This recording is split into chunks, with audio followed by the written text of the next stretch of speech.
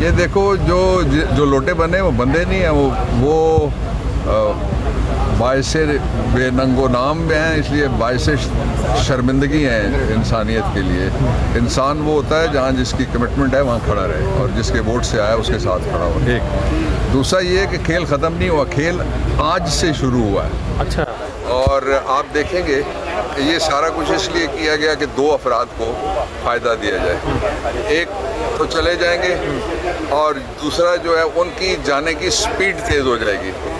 उसका सबब ये है कि जब भी किसी आमिर ने या आमरीत लाने वाले ने या उसके सहूलतकार ने अपने इक़्तिदार को दवाम देने के लिए कोई कानून साजी की या कोई बदमाशी की, कोई धांधली की, कोई अगवाकारी की, कोई लोटे बनाए, तो उसके बाद उसका फ़ौरन जो स्पाइरल इफेक्ट है, उसके गिरने की रफ्तार, जैसा जहाज़ गिरता है ना C-130 हो गया, तो उसके गिरने की रफ्तार ज़्यादा तेज़ हो जाती है अपने वज़न से ही। एक ये है। दूसरा ये है कि जो डिस्ट्रिक्ट बार एसोसिएशन के मुकदमे में पूरी अदालत आर्टिकल 175A में जो तरामीम थी उनको मुस्तरद कर चुकी है। जब भी यहाँ पटिशन्स आएंगी ये तरमीम उड़ जाएगी।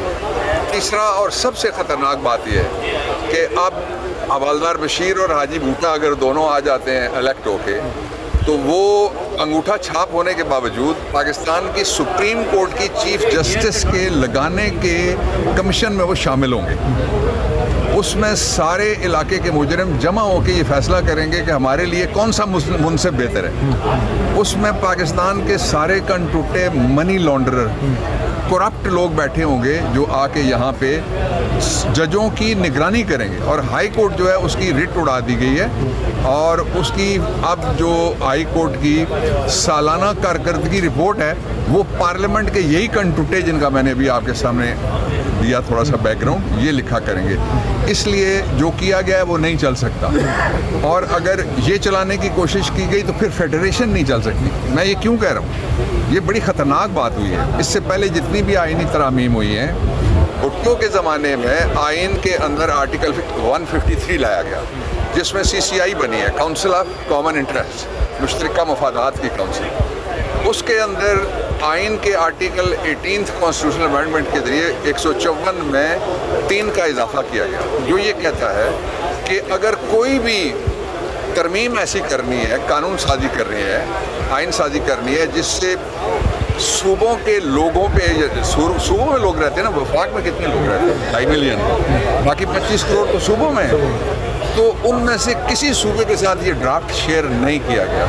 ये ड्राफ्ट किसी बंद कमरे की बंद खिड़की के पीछे किसी ने बनाया और उसी ने लाके काबीना पे जाने आप तरसते रहे इस ड्राफ्ट के लिए, और आप निकाल लेते हैं अगर वो हो। लेकिन अगर वो ड्राफ्ट किसी बंदूक ऊपर रखी हुई हो, उसके साथ टैंक खड़ा हो और उस कमरे के अंदर अंधेरा हो, तो कौन जाके ढूंढ सकता है कि वो ड्राफ्ट कहाँ पड़ा हो। तो इसलिए ये बहुत ख़तरनाक खेल खेला गया है। इससे पाकिस्तान को इस्तेकाम नहीं मिलेगा।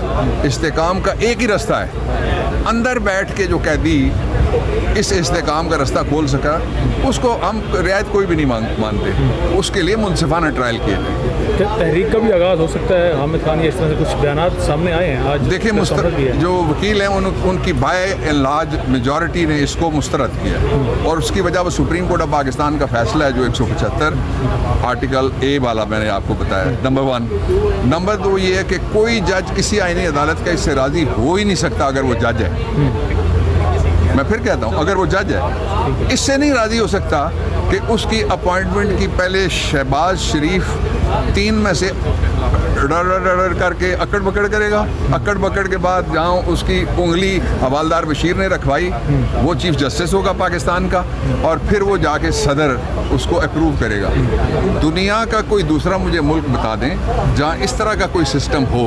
इलेक्शंस होते हैं, ओपन इलेक्शंस होते हैं। अटॉर्नी जनरल का अमेरिका में इलेक्शन होता है, ओपन इलेक्शन होता है। और फिर ये कि आइन के अंदर एक और आर्टिकल है, ये ना वो मशवरा समझ के वो कल तब्दीली उसमें कर दें, लेकिन मैं आपको बताने लगा कि आर्टिकल 175(3) जो है उसके अंदर ये आज भी लिखा हुआ है कि progressively the judiciary shall be separated from the adjective, कि अलहदा की जाए इनकलाबी इकदामात के ज़रिए से जुडिशरी एग्जेक्टिव से। अब तो ये ज़ेरे पा आ गई है, अब तो ये उनके चप्पल है या बूट है मुझे नहीं पता, या स्लीपर है, उसके नीचे सारी जुडिशरी को एग्जेक्टिव की कर दिया गया है। आखिरी मेरा सवाल है, आपने कहा कि अब असल कहानी शुरू होगी, वो कहानी किस इख्तिताम तक जाके उसके पहुंचेगी? 3 पहलू हैं। एक तो वाक़यात को स्पीड लग गई अब, और दूसरा बच्चे भी मैदान में, पाकिस्तान के पूरे यूथ, और वो 3 साल से मैदान में। और तीसरा ये है कि जिन लोगों ने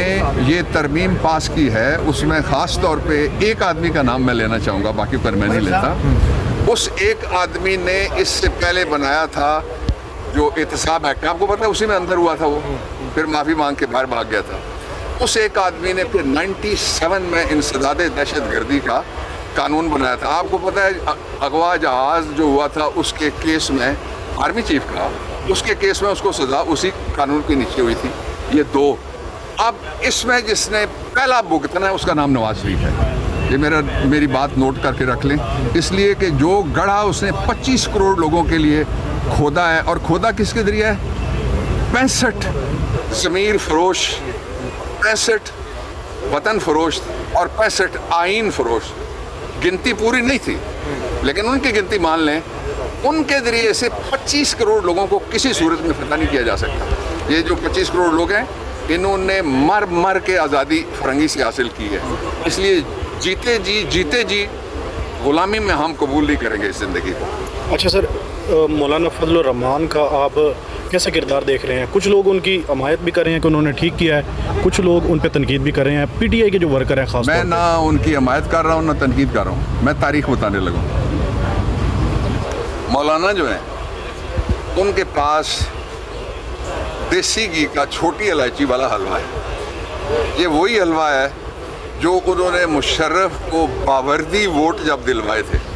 मुल्ला मिलिट्री अलायंस याद है आपको? मुल्ला मिलिट्री अलायंस ने बावर्दी सदर बनाया था उसको, अब भी वही हलवा चला है। वापस आएंगे या मैं वापस आऊँगा, कोर्ट है अभी तो केस है। अभी कुछ कहेंगे सर जो तरमीम हुई है ख़ास तौर पे? देखिए अब वो तो उसका तो अब कानूनी जंग अब शुरू हो गई है उनकी, लेकिन आज हमारा केस ज़्यादा ज़रूरी है इसको।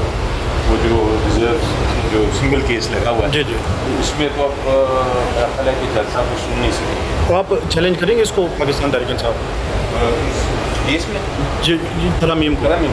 देखते हैं अभी क्या लीगल स्ट्रेटजी बना है। अभी आप देख सकते हैं अली ज़फ़र हैं, वो यहाँ पर पहुँच चुके हैं, और इसके अलावा डॉक्टर बाबर अवान हैं, उन्होंने यहाँ से मीडिया से गुफ्तगू की है और वो यहाँ से चले गए हैं। और शुएब शाहीन और बैरिस्टर गौहर और सलमान अकरम राजा कुछ ही देर में यहाँ पर वो भी आ जाएंगे। ये सुप्रीम कोर्ट के मनाज़िर हैं, तरामीम हो चुकी हैं। अब पूरी कौम की जो नज़रें हैं वो सुप्रीम कोर्ट और वकला पर और इमरान खान पर है।